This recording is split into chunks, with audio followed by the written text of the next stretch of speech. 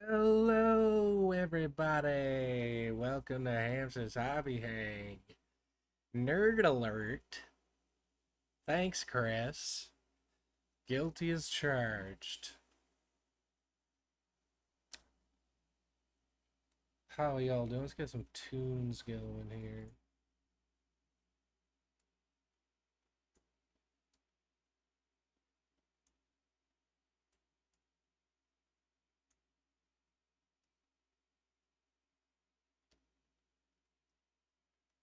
Oh dear.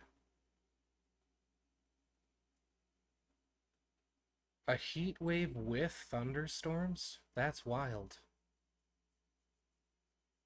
Well, I hope you're holding out okay.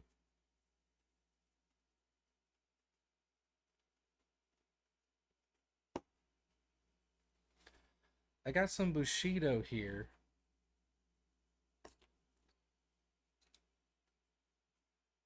Have a couple of them painted. I might punch them up a little bit. I did a kind of a quick job on them. They're a little dark, but maybe that's okay.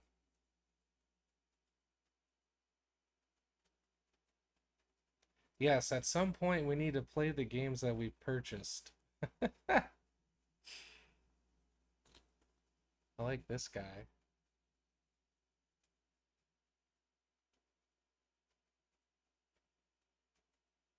I finally pulled these out, gosh, a couple months ago at this point now, because I was hoping to do that Hametsu solo PvE game. Okay, dude. Um, but I haven't gotten around to it. I think I'd be able to have a warband. I have five of these. Um, and I kind of have some stuff that would work as enemies. I don't know. That's what I've been noticing for the solo stuff is I don't have a ton of great enemies. Like I would kind of have to substitute. I just have a lot of like Warhammer and stuff.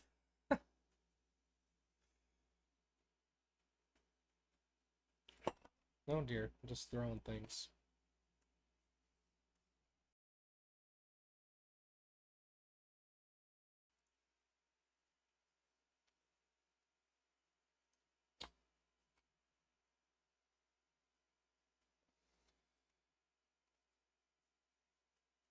So last time it was cool. We got through three models. So I might try to just do slightly quicker job on these three and see how far we get. These also are a little dark. That I have my lamp blasting them right now, so they look okay, but they're a little dark on the table. But still be fun to play with.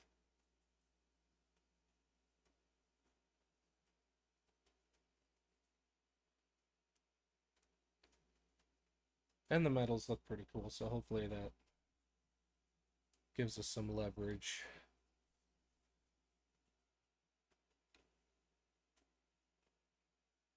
Oh, that's cool. I've never backed a Reaper's thing because I pretty much every time they come around, I know that I have too much stuff that I haven't painted. um, get out some paints.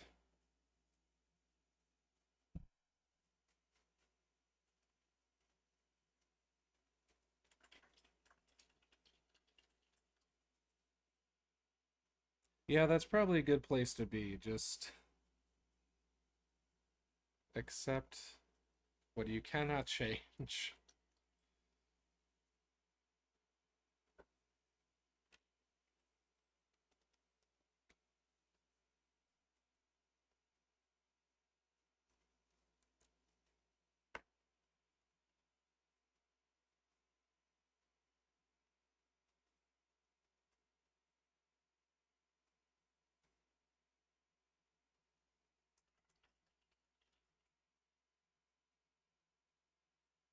Yeah, I'm at a point where I'm thinking for a while I just got to get rid of some stuff.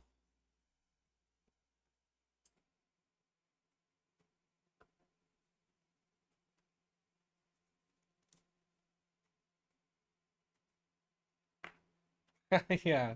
Still working on Bones, and that's only one Kickstarter. Yeah.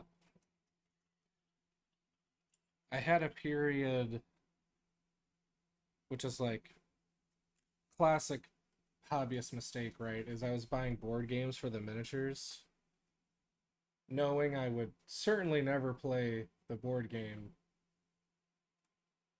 and now I've also not painted the models.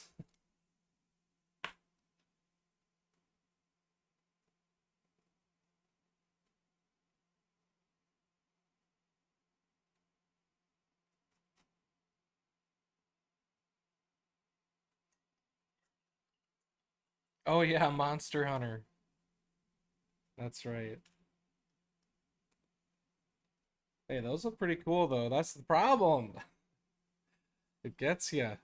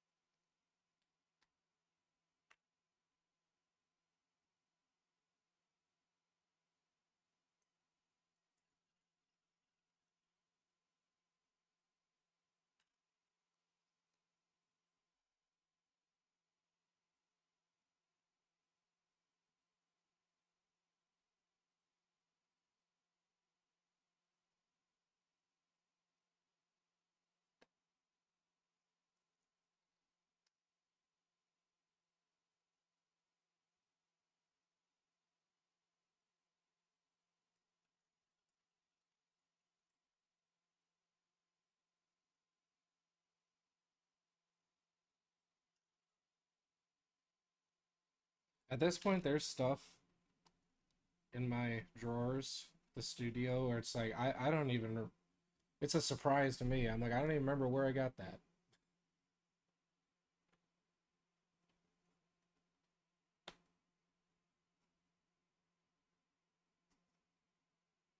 I was just telling Chris we had someone from Corvus Belli come up and we're talking about Infinity stuff because I had models that I brought with me that I painted. He's like, "Oh yeah, that model's like 10 years old," and also the box it came in, like the version of the game, it was like a starter version. We don't make that anymore. Well, I learned that part afterward.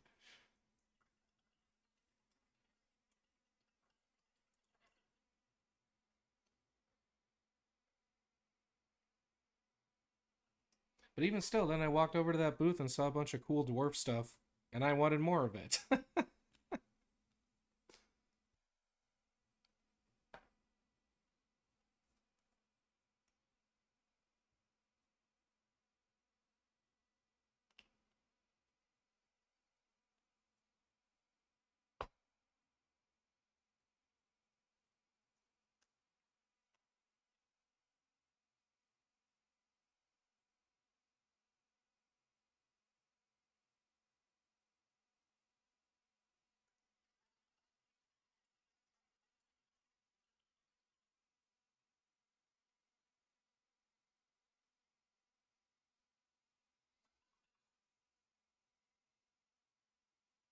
Yeah, the box art paint jobs looked cool. The sculpts are cool. Wasn't it kind of like an Arctic theme going on? They're like in snowy, super snowy mountains, but it was like gold armor, so it really bounced off of the backgrounds.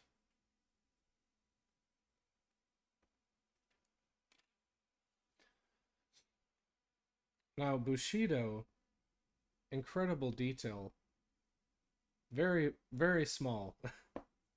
They're definitely closer to like the old school kind of scale, but incredible quality. It's just on one like this, it didn't take too long, but it was a little harder to go fast. Something like This guy took no time at all. It's just not a ton of separated parts, but still hoping we can get through a couple. It's this one that I'm like, okay, I'm gonna have to focus up. But this is probably the coolest one. Oh, there was an Arctic themed warband. Okay.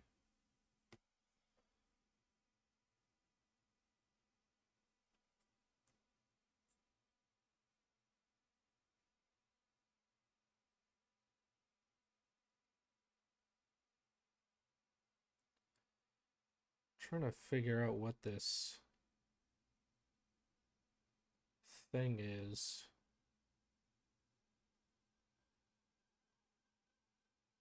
Oh, and you know what? On the hair, there's kind of a little bit of flash.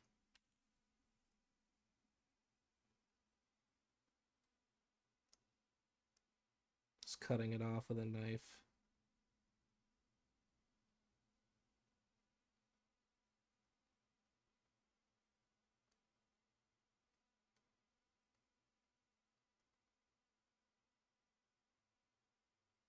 Oh, and there's a little hair on her hair too. A little dust hair.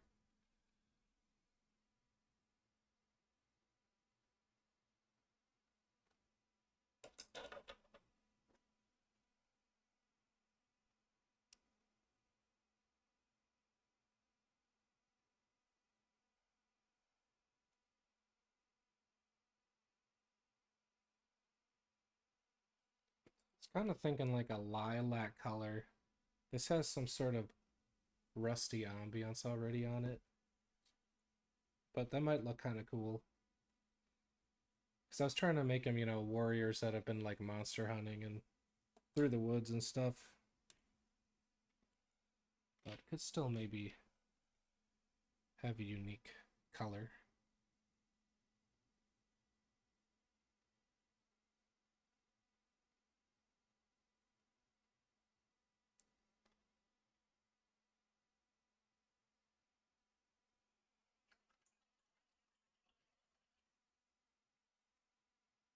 Might look a little strange with the purple. Kind of thinking like with a light color. I don't know. We'll see. We'll see how it looks.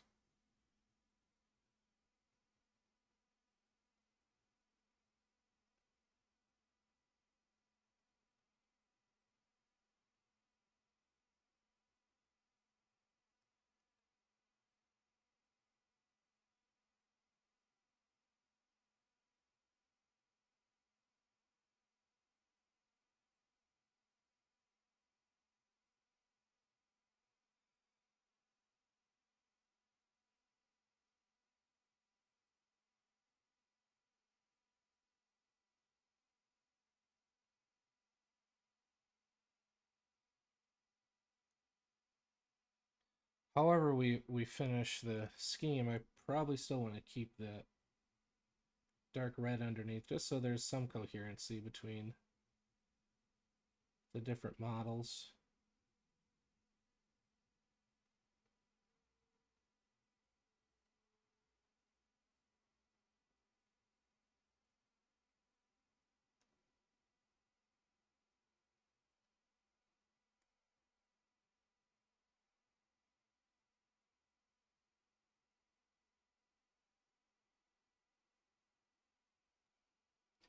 Man, cloth can be tricky because it can be like really tight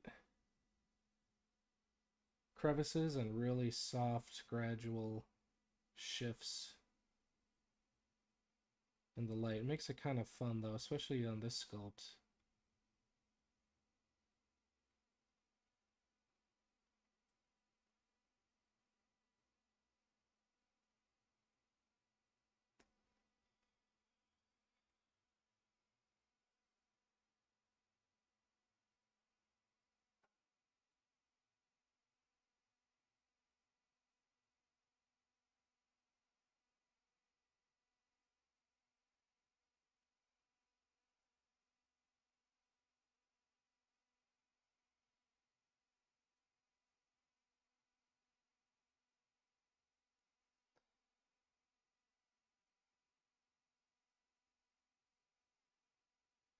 I kind of want to do the trim and like this ornamental thing here, maybe in like a white. We can make it kind of gritty though. That doesn't help for speed though. Oh, maybe we can do it kind of fast. We did that cowboy in kind of a dirty white shirt.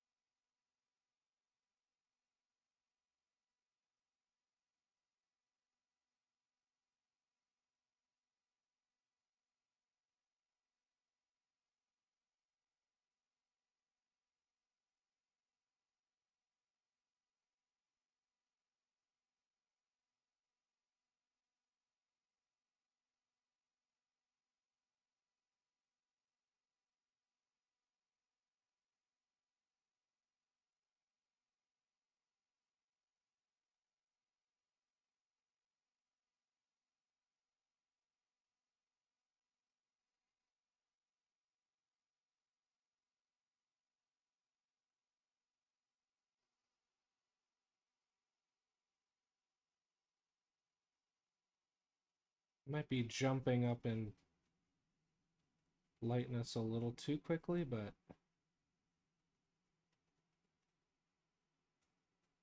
that'll probably be fine.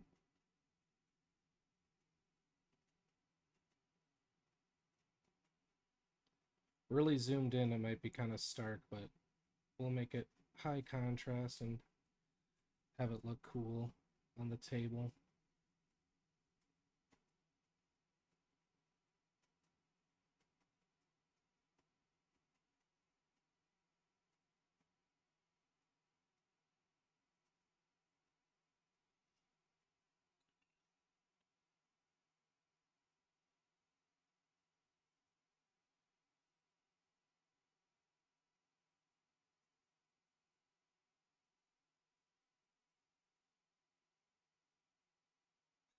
Yeah. No, I chose this from my own free will, believe it or not. We're gonna go pretty light. I'm kind of thinking like a lavender, lilac kind of thing.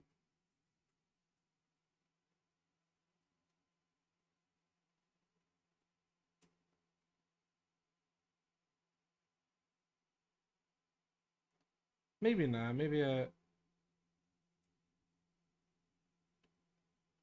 just kind of. I want to do maybe one more highlight, so maybe it won't be like super duper bright, but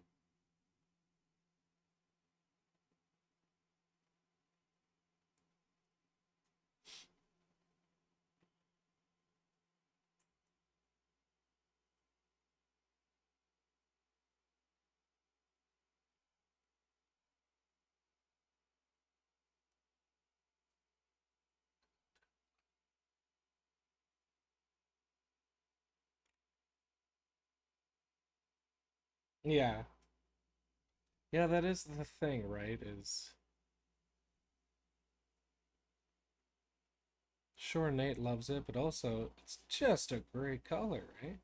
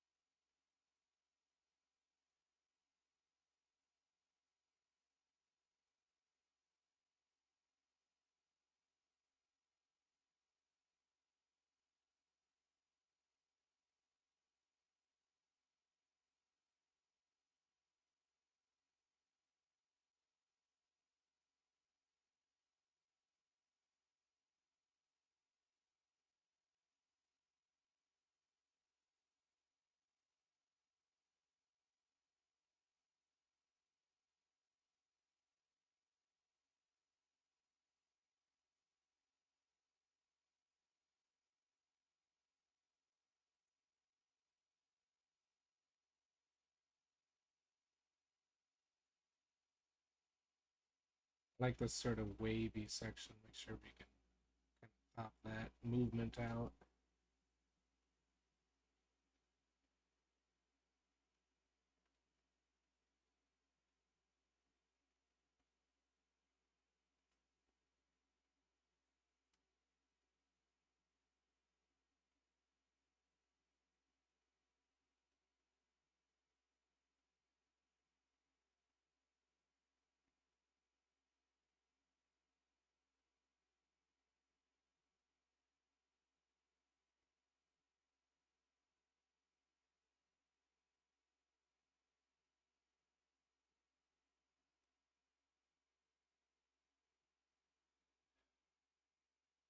Yeah, this sculpt is awesome as far as the wavy cloth.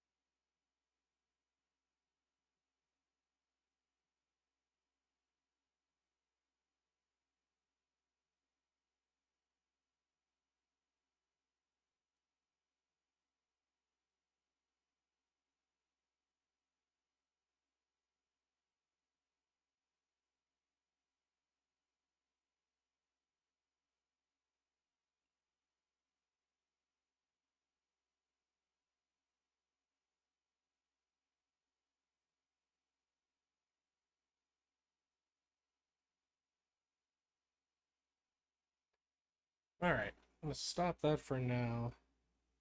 As we paint more, like it looks lighter here because everything else is dark, but might end up painting it back up a little bit.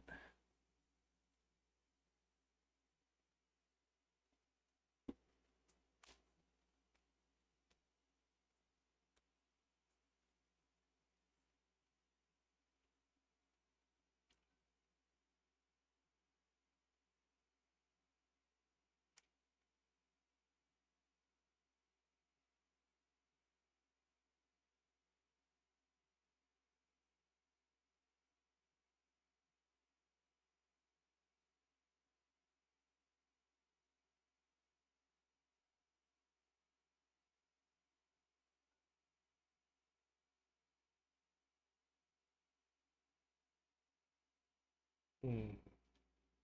Could also do kind of a jade colored thing. Maybe it's too much going on.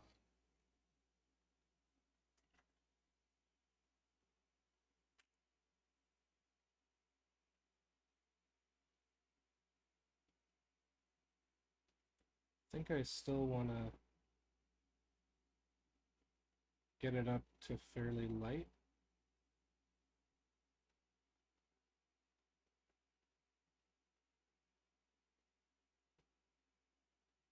That might be a cool note overall.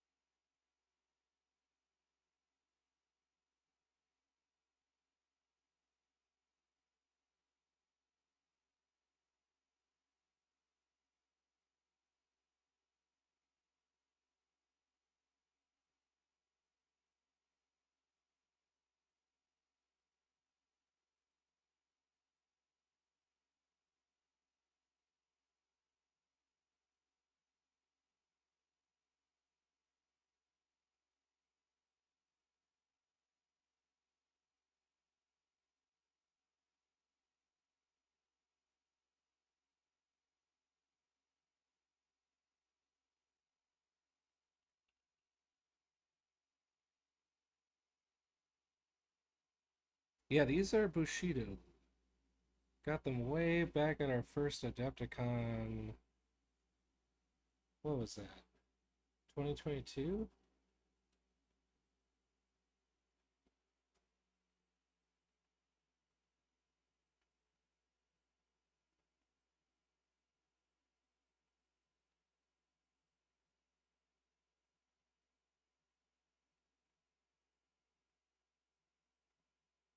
Yeah. The old single table, tiny booth. That was fun.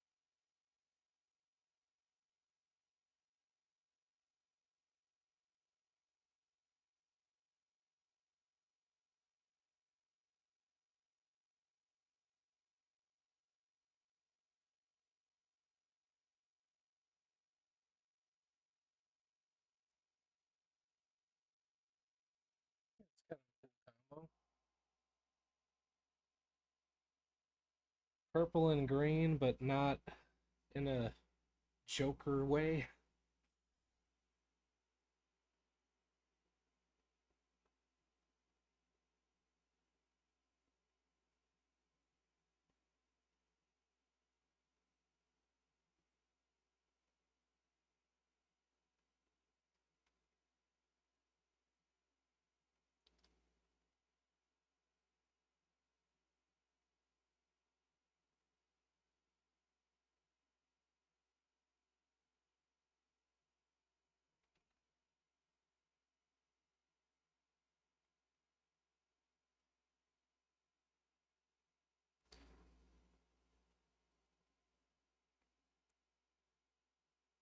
This brush might be getting a little worn out on me. Its bristles have been a little stubborn. I want to stay sharp all the time.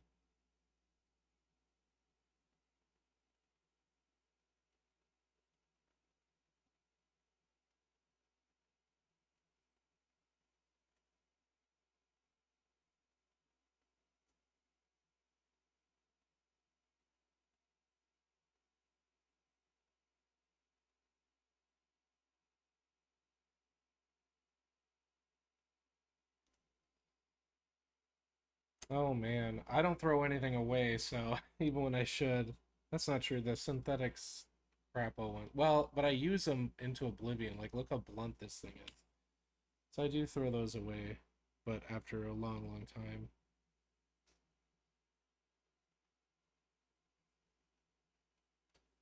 Um, Probably because it will still, for a long, long time, be sharper than something like that synthetic I just showed. Just not like pinpoint sharp like a brand new natural hair. So I'll keep it around just for like stuff that's like a small detail, but maybe it needs like a kind of a rough application, like a stipply thing or something. But it still is in a really small area that's kind of challenging. Keep it around for something like that.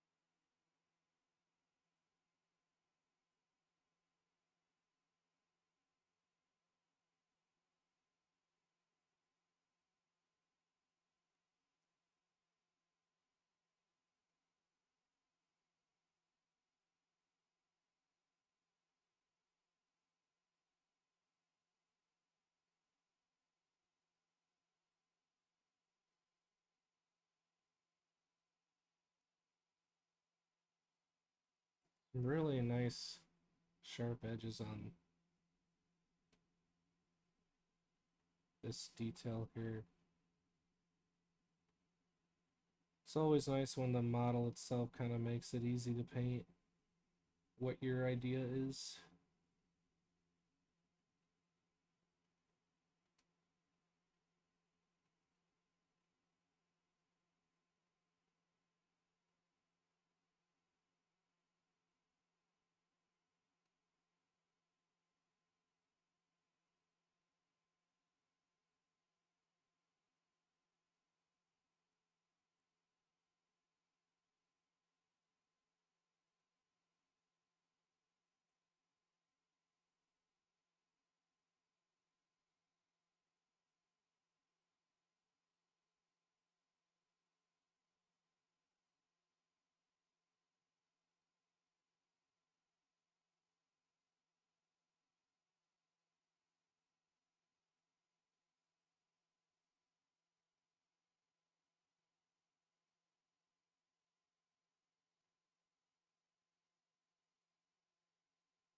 Oh yeah, Weird Games has some cool stuff. I've tried to assemble some Malifaux models though, and man, there are some real headaches in there, if I'm honest. They're just a lot of tiny, tiny parts.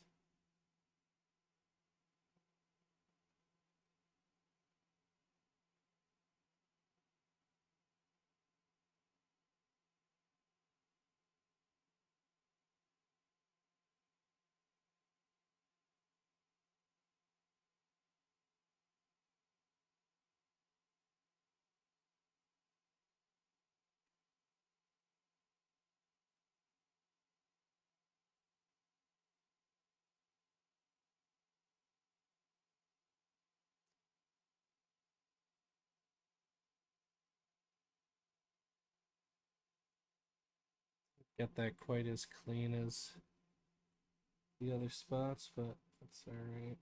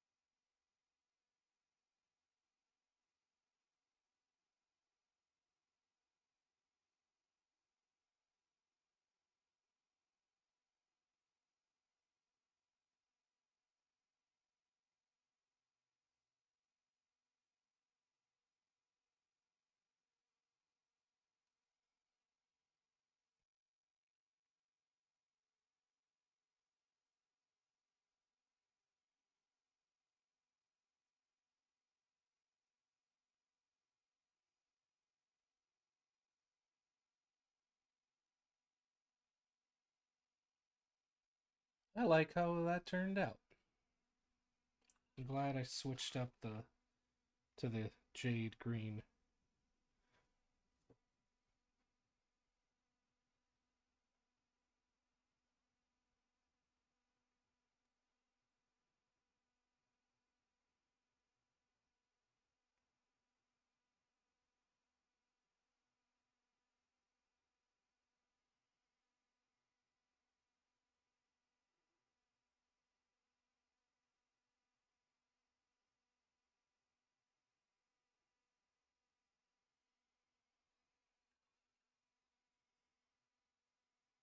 Thank you. Yeah, I'm happy with that.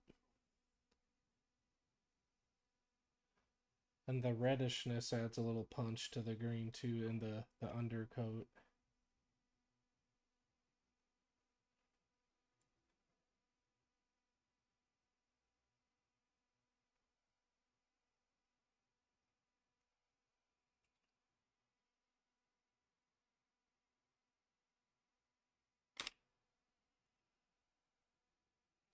Okay.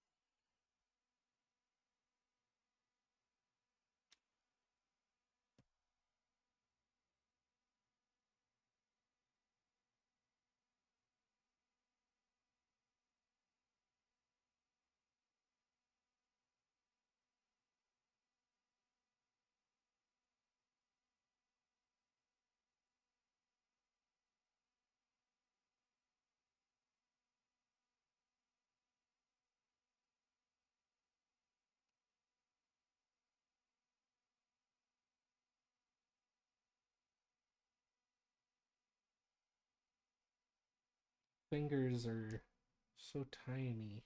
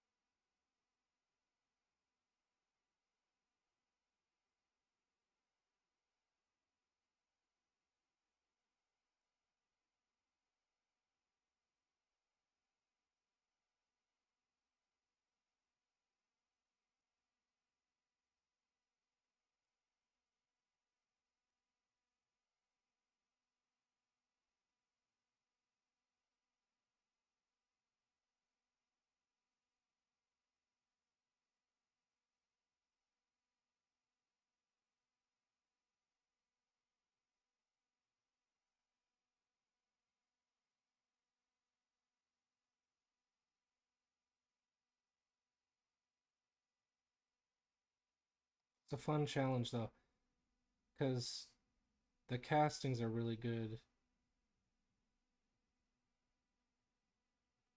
Like everything's sharp where I can pretty well manage to hit the small stuff and have it come out pretty clean.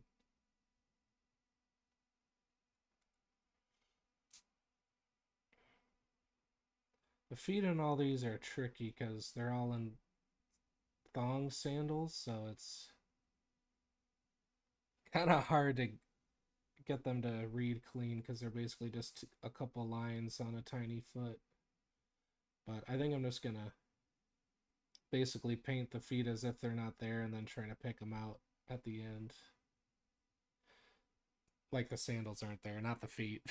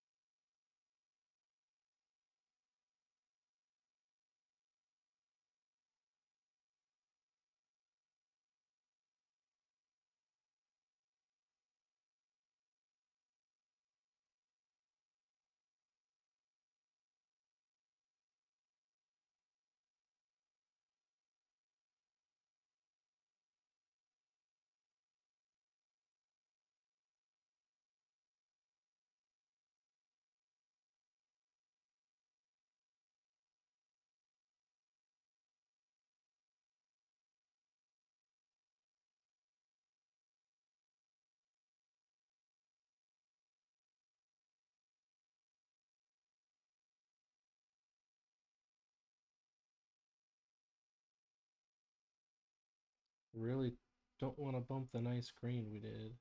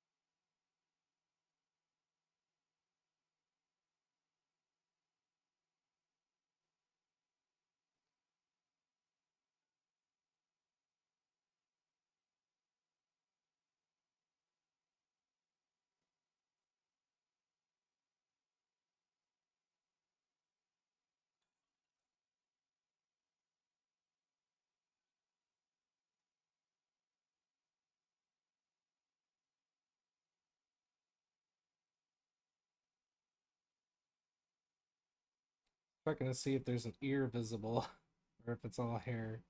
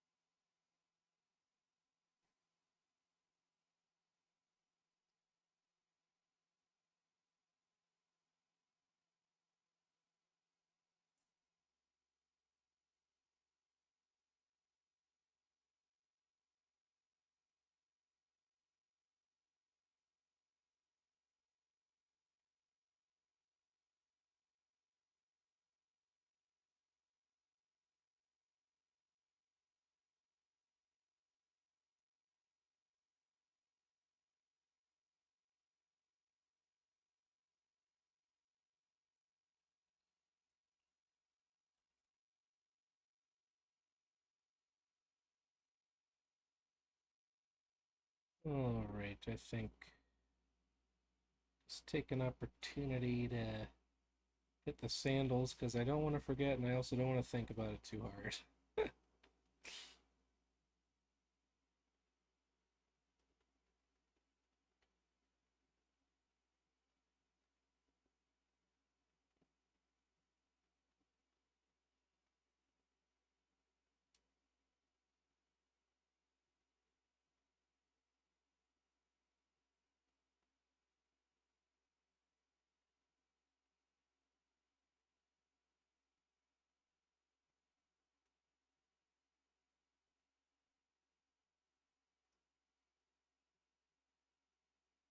Kind of just want them to be visible for the most part. If I had my way, I'd make sure there's kind of a nice dark line between the thong strap and the feet, but as long as you can see them just enough, I'm not too worried about it.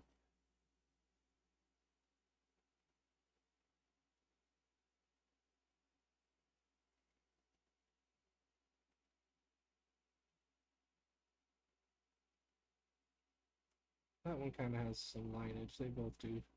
That's enough. I don't want to. It's not where I want to spend my time. Actually, that works out because the color I kind of mixed up a little bit for that might actually work for these leg wraps, kind of.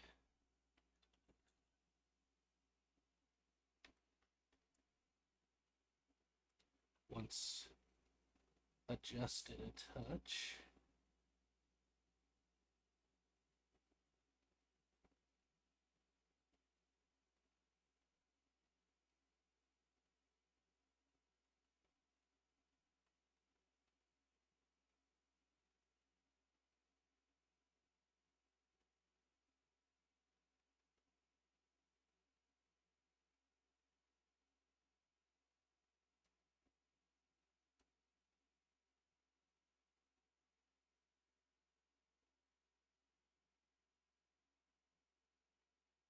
Kind of some hidden mold lines underneath there, giving me trouble, but I don't think I'm gonna fix them at this point. Just kind of on a not very visible part of the model, so eh.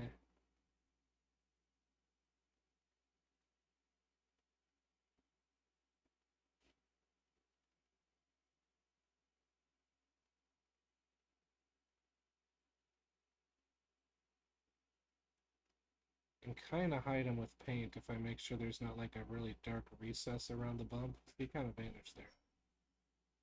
So that's not too bad.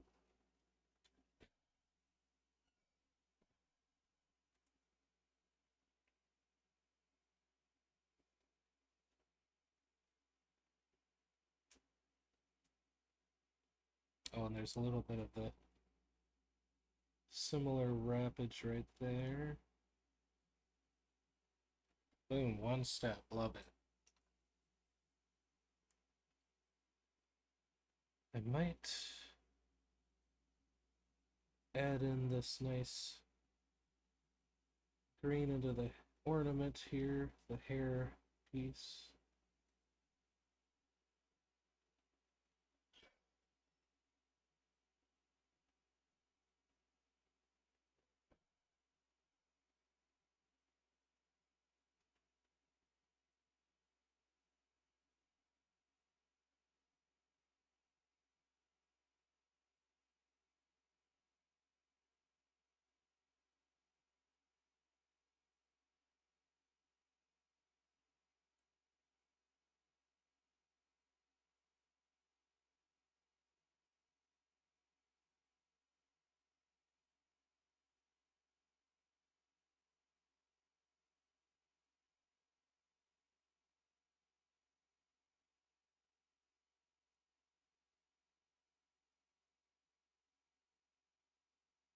Missed some hair parts. Need a little extra where I cut off that lash because there's some exposed metal.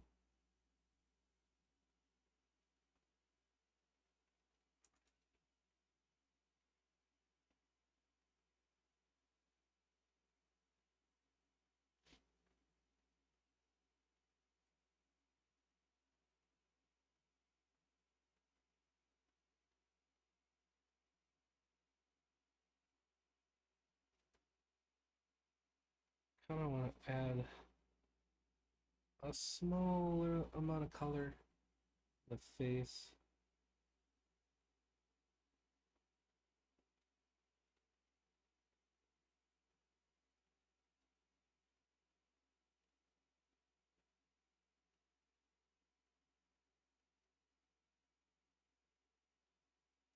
Maybe on the hands.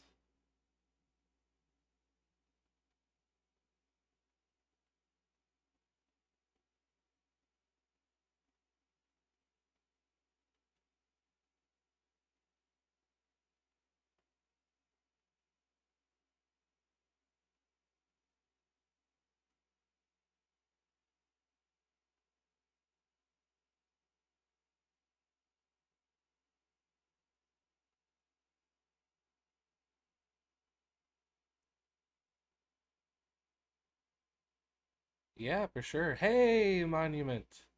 How you doing? Thank you for the raid. Appreciate it.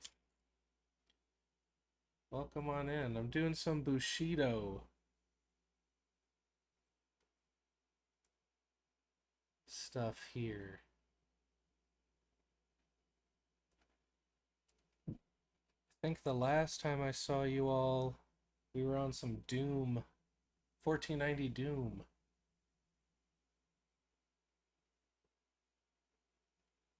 And I have all that stuff painted now that I have. So hopefully we can try out that game.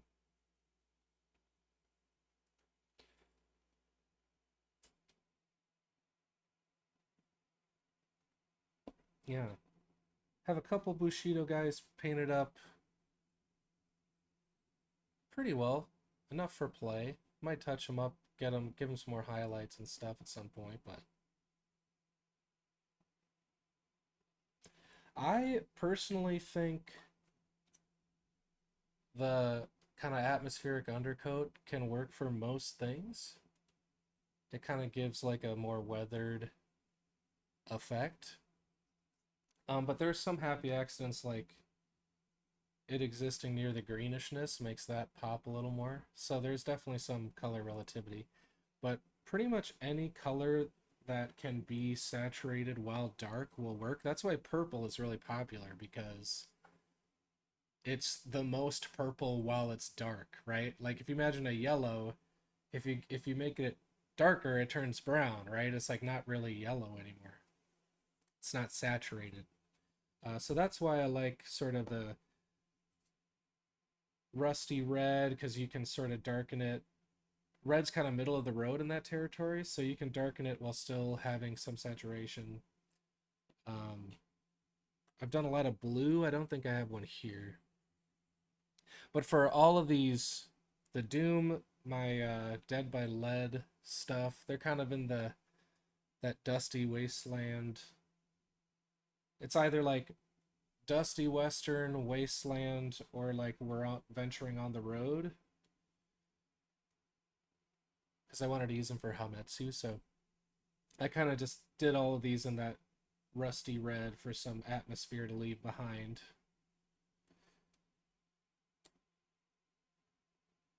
But I will adjust that based on the colors I want to use if I have a plan. I didn't really have a preemptive plan for most of these.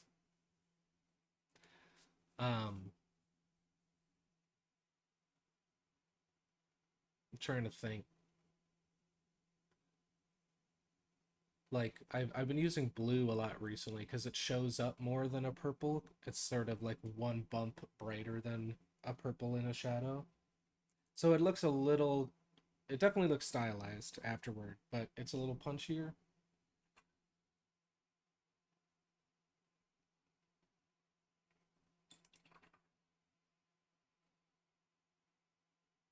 But one rule of thumb that you can use is if you want your main color to really pop, if you do the complementary color across from it on the color wheel, it will influence how your main color looks. It will kind of boost it, which is why this subtle red and green thing is doing a thing. So giving us a little leverage.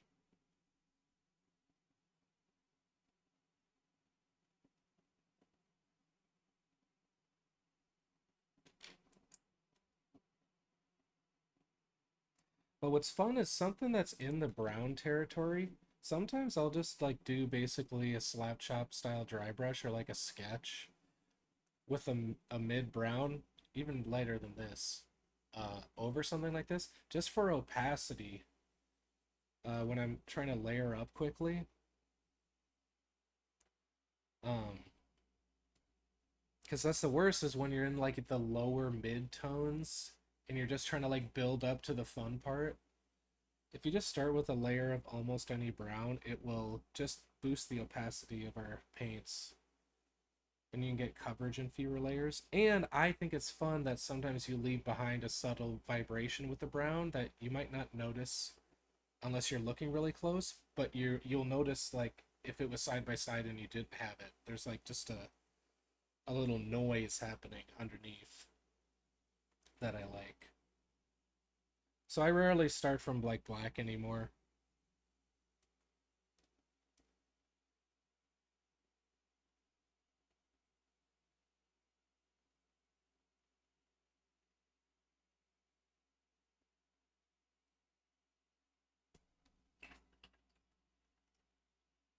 Exception being, if the model is primarily black.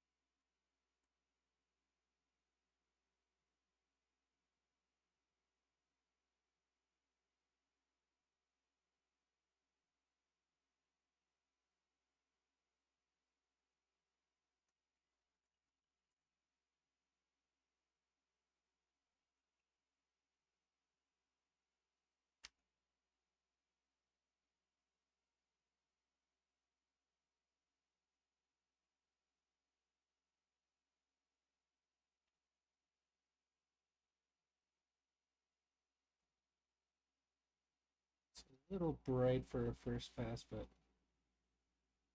can always knock it back down. And it might actually be fine since we're painting it right over black. Kind of darken it as it dries.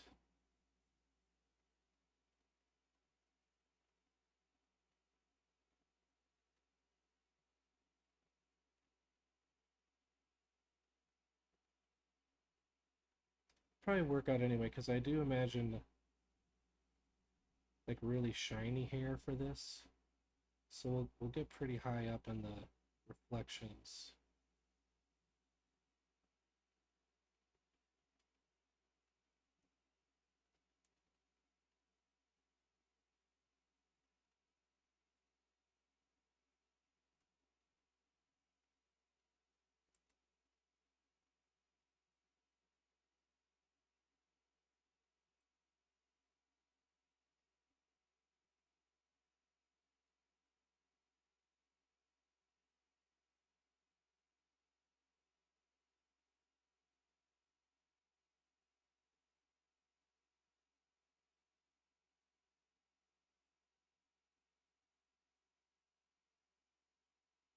Yeah, that might actually be fine, especially from far away.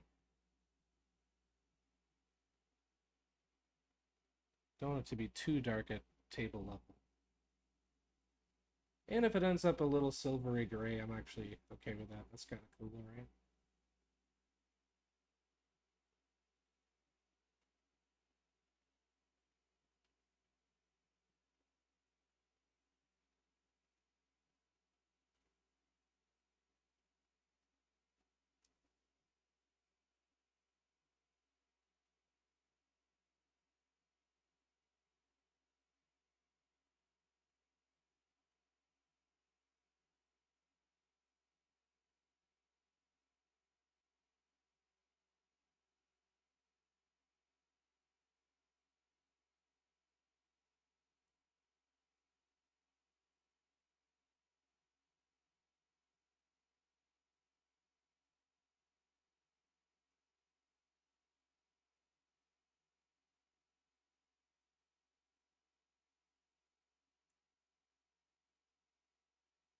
Sort of get the halo effect going.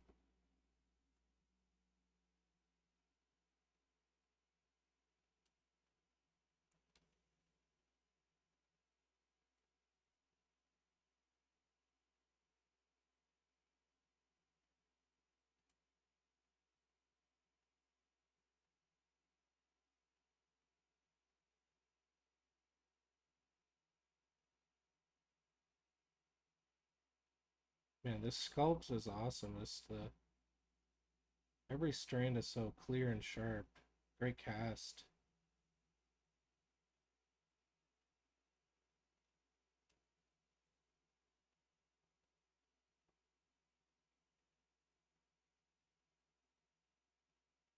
Get a little light beam across there if I can. Let's see.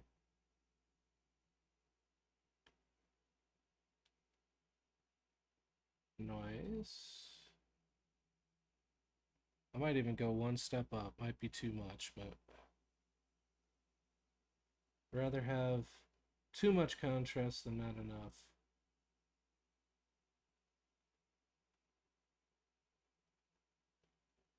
Get a little lens flare kind of thing if I can.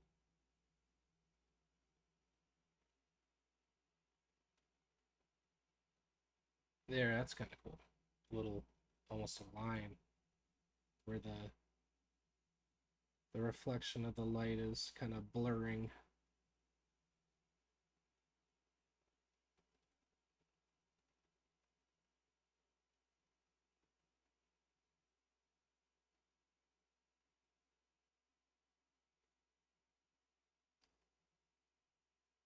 All right.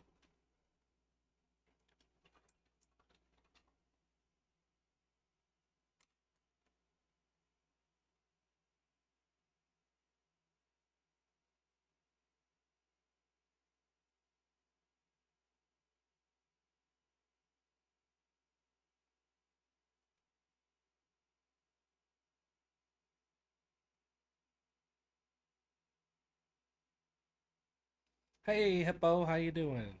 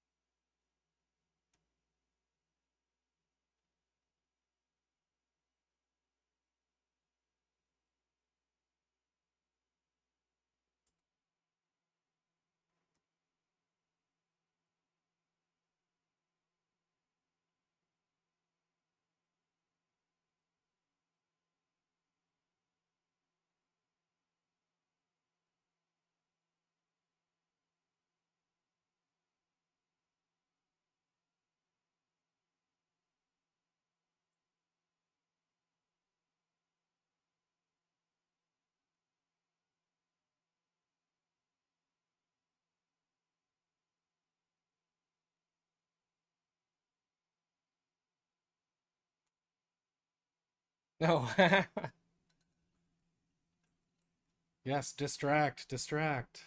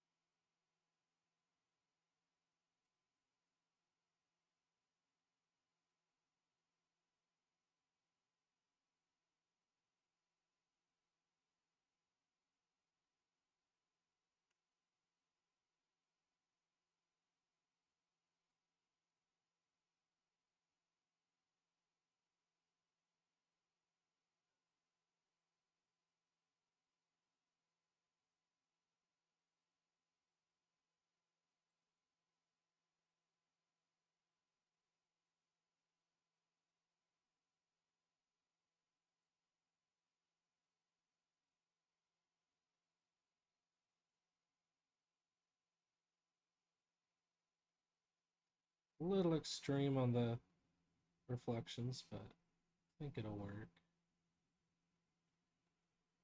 Like I said, we've only been at this for like an hour, so not too shabby for that rate.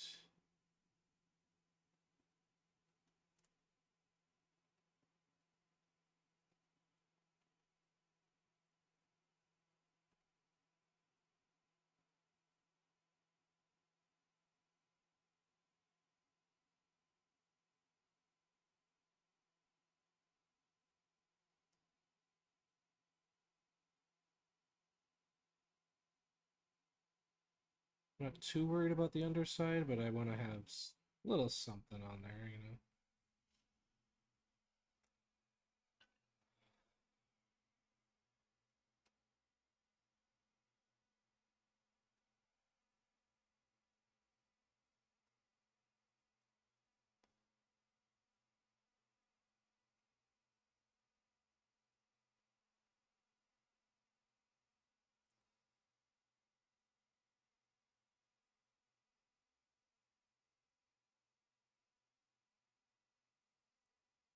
Or lens flares.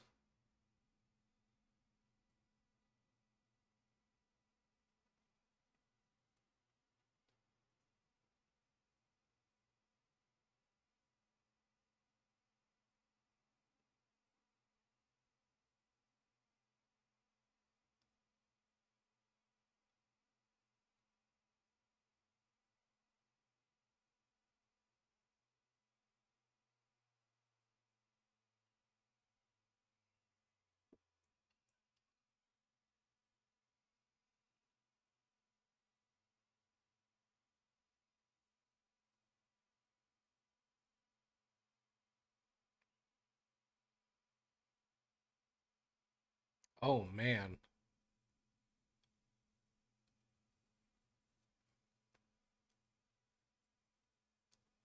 Yeah, sometimes just gotta distract yourself.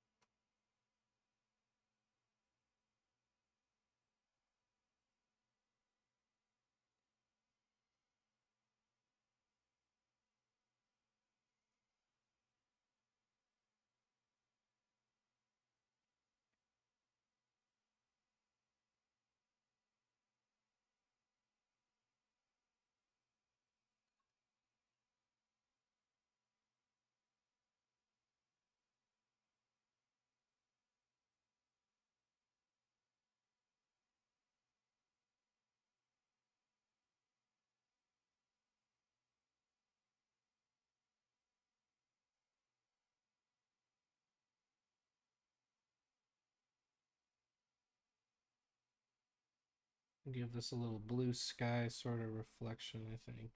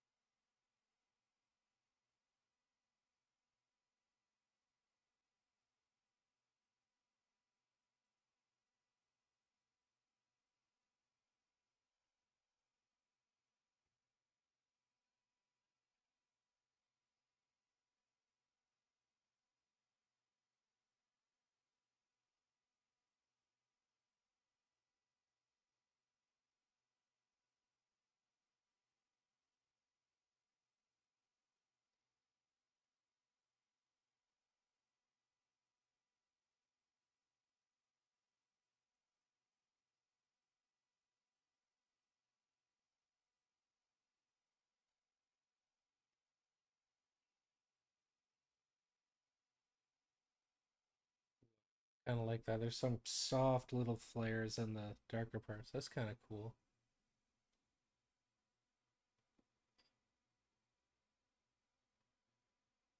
like that.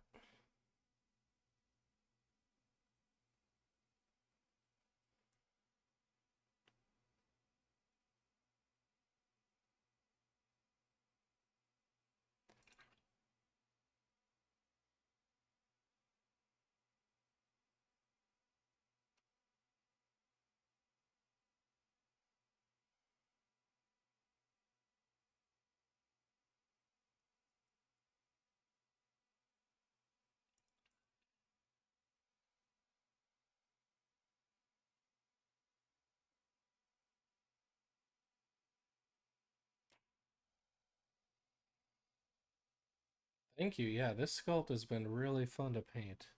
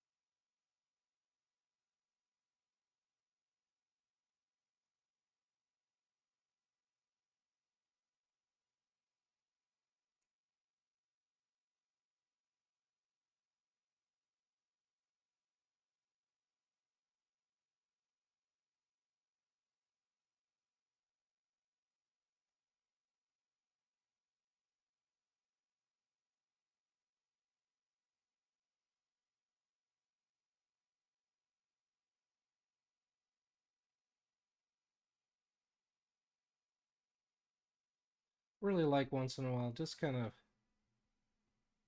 painting details on the base instead of using flock and stuff. Because the rest of the model looks painted, so I don't really mind if it looks painted, because it is. It depends on the model, I guess. You know, I don't mind a flock or a tuft, but especially for a quick, easy thing, it's kind of nice. I just have some texture paste on the base, and I'm just painting patches of different stuff.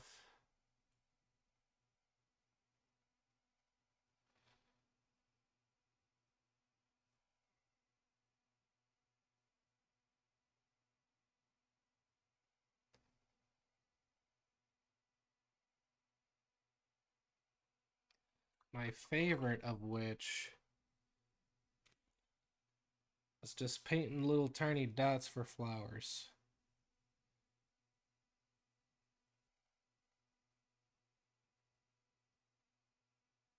So you think about it, like to scale, they'd be so small. So it usually reads okay to my eye. Like little weeds and dandelions and stuff.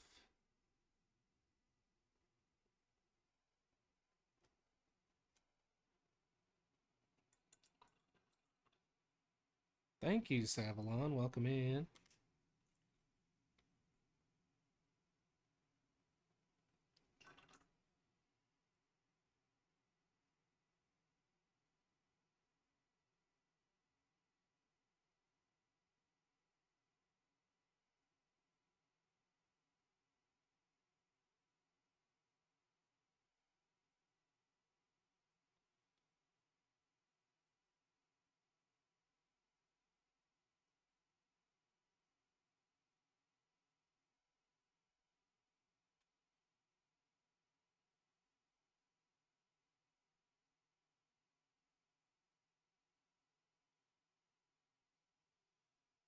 Nice.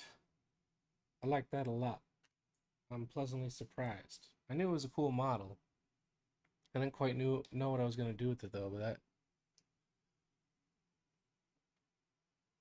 that's pretty darn cool. These flowers, no, this is just texture paste on the base. It's like Vallejo, and then just painting in patches, and the flowers are just little freehand dots.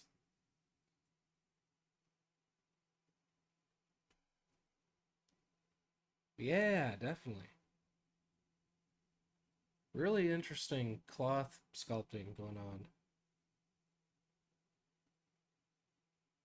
This soft reflection looks really nice. It's such a cool shape to the cloth too.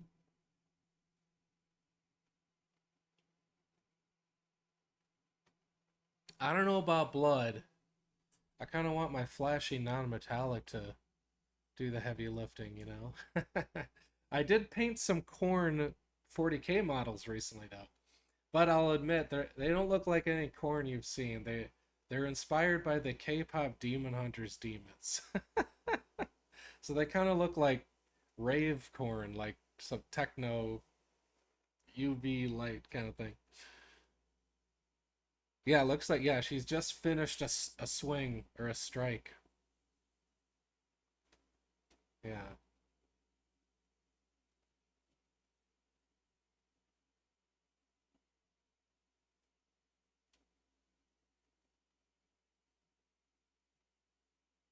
Yeah, so fast no blood got on the blade. Phew, just with the swish afterwards, it all flew out. I don't have him here. I think I have a photo on my phone if I can I don't have it like on my computer. How about this? I gotta take a bathroom break anyway, so maybe I can get it emailed to myself and stuff. We could look at those.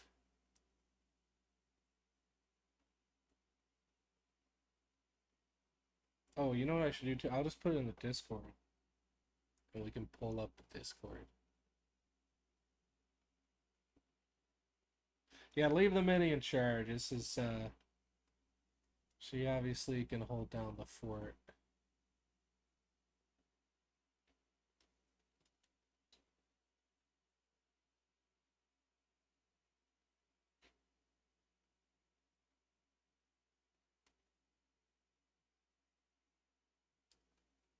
Well, not the best view, but I tried. I will BRB 1 second. Thanks, y'all.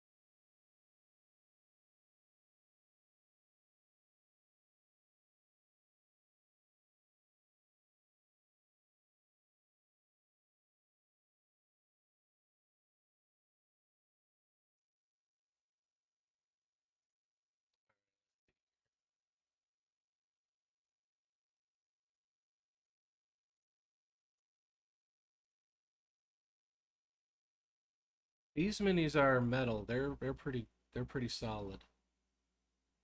Just super glued them. They've been holding up fine.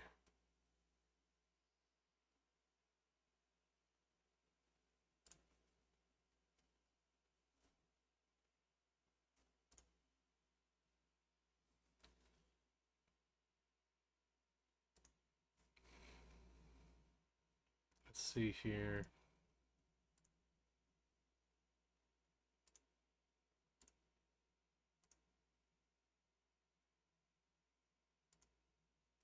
There we go.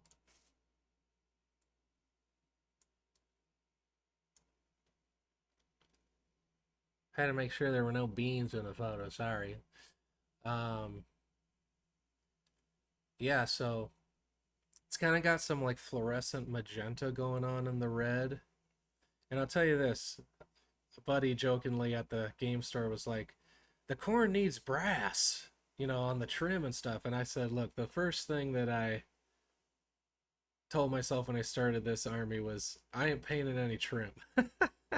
So, okay, we'll do a brassy thing on the weapons, even though it turned out kind of gold, but they're sort of super technicolor, so. Then like a bluish skin going on.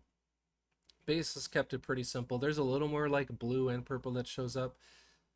Uh, there's some fluorescent stuff that kind of sometimes it's hard to take a photo, but in person I like it on armies because especially in like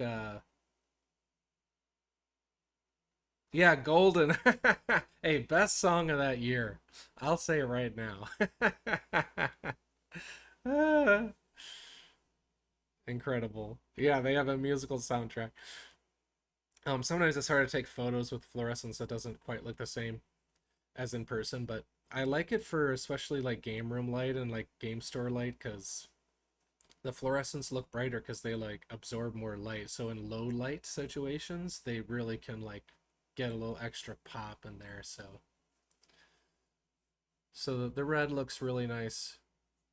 It definitely leans a little pink, which sometimes we avoid painting on red, but I kind of let it go there with some magenta notes and stuff. So yeah, it's turned out cool, and it was fast. I got it down pretty fast, which always makes me more motivated to paint armies.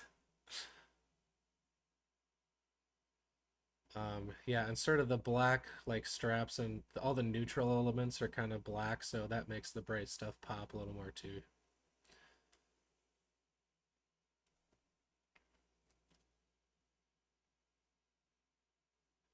But yeah, my strategy with army painting these days is like I just clump like if you look at these up close, there's a lot of bits and bobs, especially on Warhammer, right? And they're just not picked out. I kind of clump details together. Uh and just get the separation of the silhouette kind of going. Just make sure from afar you can see the guy under the armor separated from the straps and all that, right? But all the pouches and grenades and stuff, they're all just in the neutral black in this case. The bits on the weapons, you could separate them. It looks cool when you do, but just for speed, I was like, we'll just give them just a once over of the same thing. Yeah, so those are cool. I'm happy with those. I was super happy I rewatched the movie, the K-pop Demon Hunters movie, when I did, because I had done a test model that I wasn't super happy with. I was like, I don't know.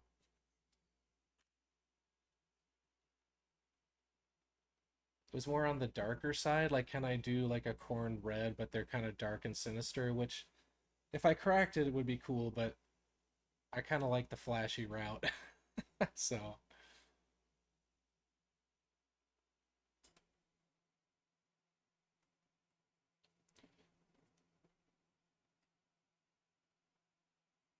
yeah, that red undertone is really given a unique note. From afar, it's like not super noticeable, but it's adding some punch.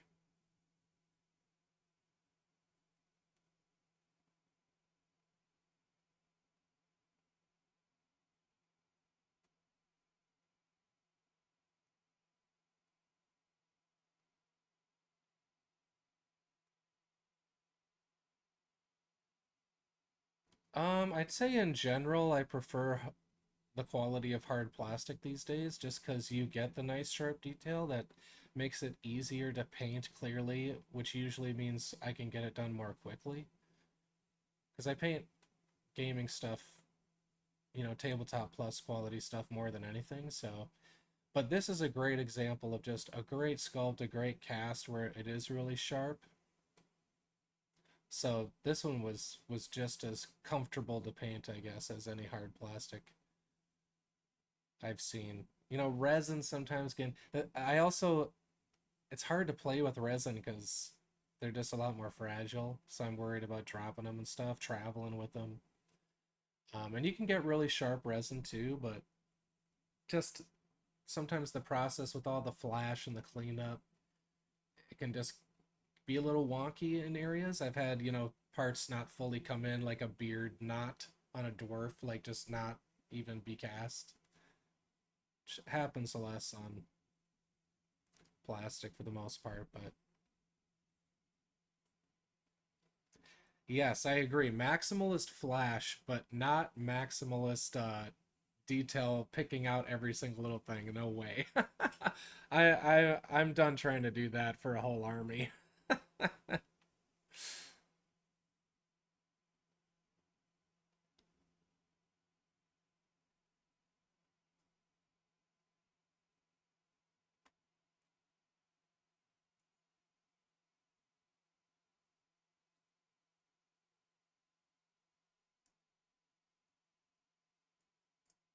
Got a little time left, so I might just punch this guy up. Yeah, these all look like this.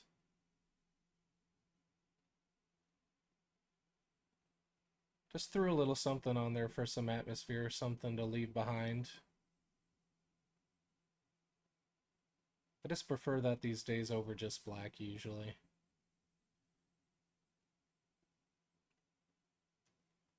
Because you can usually end up with similar contrast, but and I was talking about earlier, it helps with the opacity of layers to have a little something underneath that's not straight black. It's a little higher up.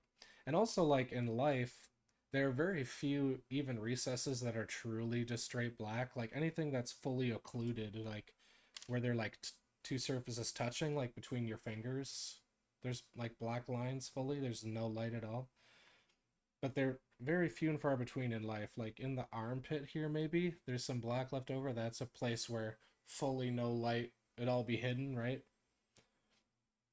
But soft stuff like this, it's even if you're going for a realistic paint scheme, it wouldn't necessarily be fully black in areas like that. But where things are touching, like pouch to body and stuff, that's why dark lining. It's not only helps us read the tiny miniatures we're painting, but it's giving us that ambient occlusion fully just where the light is just no longer hitting at all.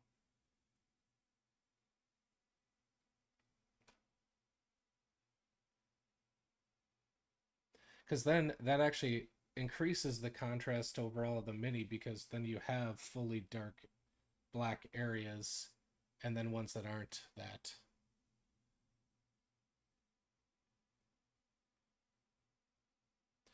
For speed, I wouldn't paint in here even if I got some of the red in there because I don't mind it. I don't mind if the darkest part is that undercoat. Like you can kind of see it in here. That's still dark enough to punch up the contrast to me, right? So I'd rather have a little.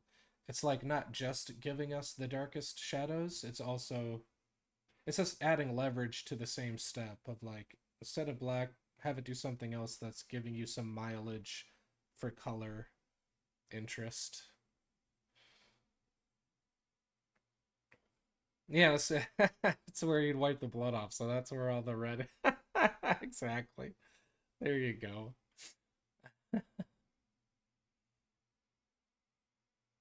Yeah. Like I said, you can try any color that's dark but has some saturation. That's why purple is so popular because it can be saturated while being dark. I really like a blue these days for some really kind of wacky looks, something like this. Especially if you prime it, if you do like a black primer and then do this looks kind of bright on camera maybe, but if you do a single layer over the black primer, it's going to be darker when it dries. So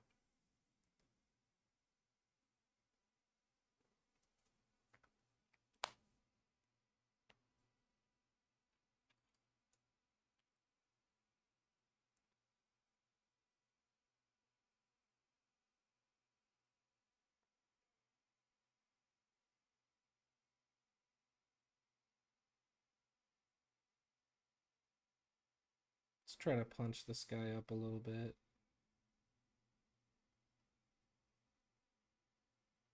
Doesn't quite have the same contrast as the one we just did, but I painted it pretty fast. My plan at the time was to do all 5 of these at once and just get them to the level of this guy like kind of fast, but that didn't happen.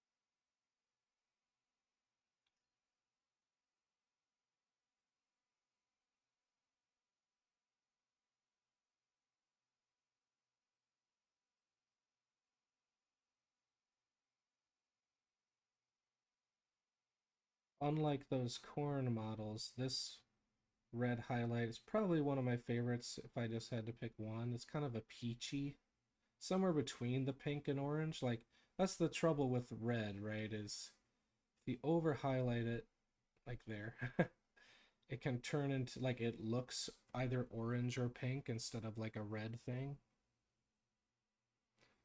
So the trick with that is just make the areas of highlight really small because otherwise, if you just do your straight red paint, it can't get super high contrast because again, red is sort of in that middle ground at its most saturated. Like to make it a lot lighter, it goes pink. So for a situation like that, that's true of purples, blues, where you want the punchy contrast, you can go as bright or light with your highlighting as any other color. It's just smaller areas. Same rules for black, right? You can get almost pure white, tiny spectral little dot highlights on black if it's like a shiny leather jacket or something. It's just the area is much smaller.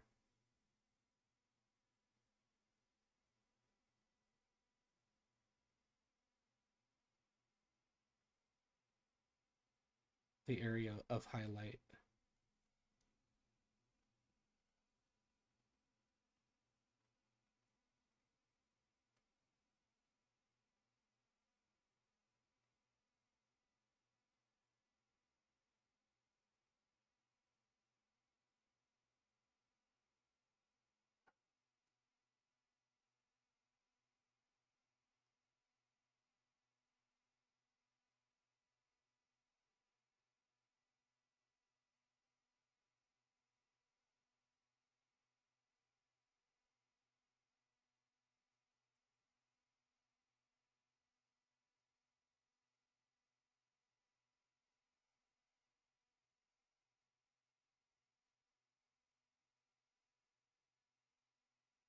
When I was trying to figure out red too, a lot of times with red in particular, I just always have had a habit of over highlighting.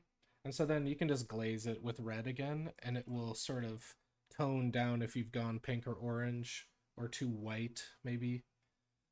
Um Hit it with just your thin down main red color give it a light glaze, and that'll usually help bring it back to a true red.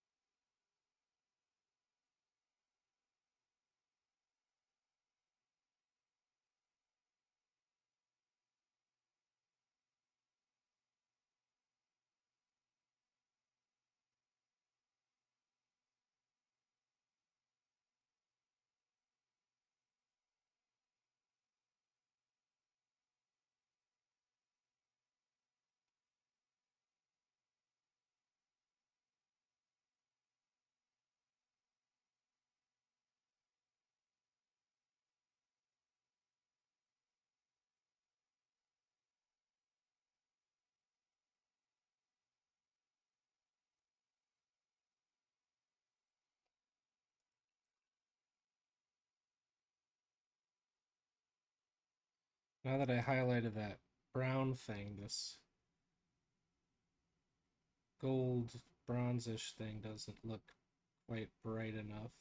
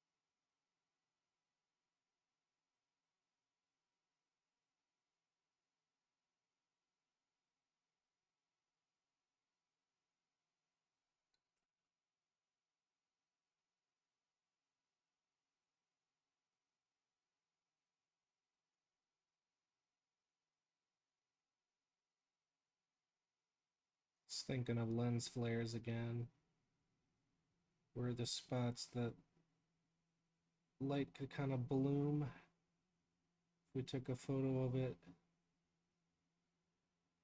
just as an exaggeration.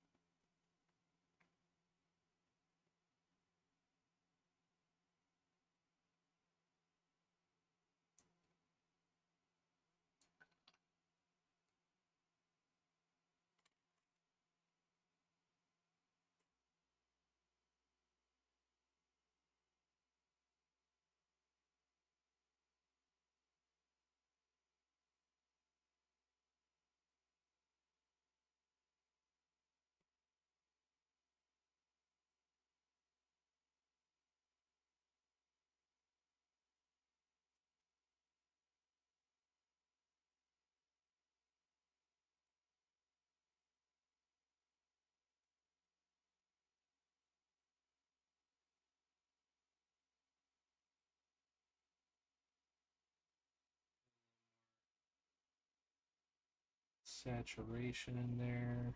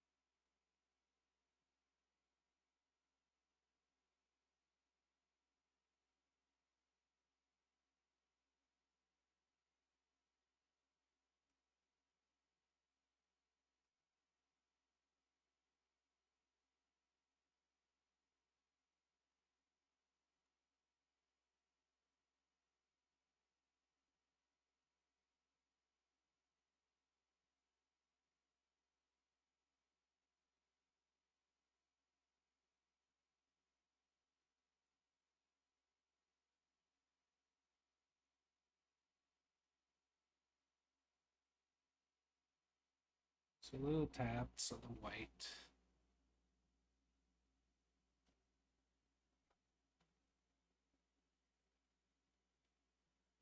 That was a big tap. That's right.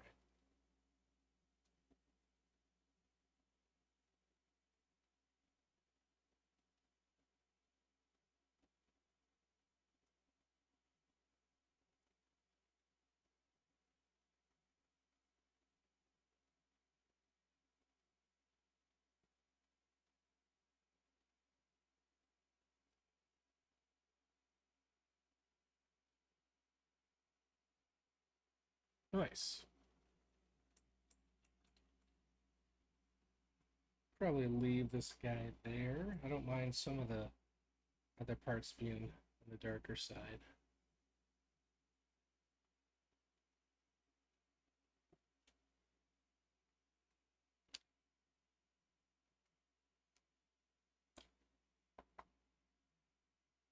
If I wanted, he could use maybe some extra highlights up here and there, but I don't mind this. I really like the hat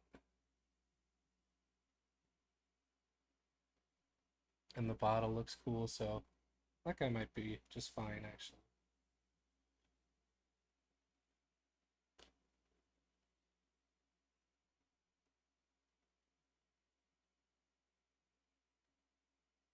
Yeah, that's awesome. Well, let's see. It's about time to wrap up.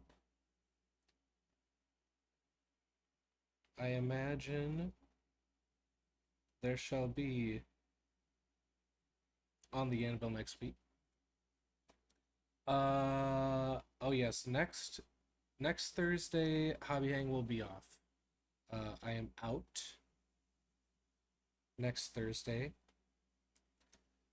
but stay tuned for the old on the anvil. Very exciting, with the campaign going on and everything. Thank you, by the way, for all of your support. It's very exciting to see.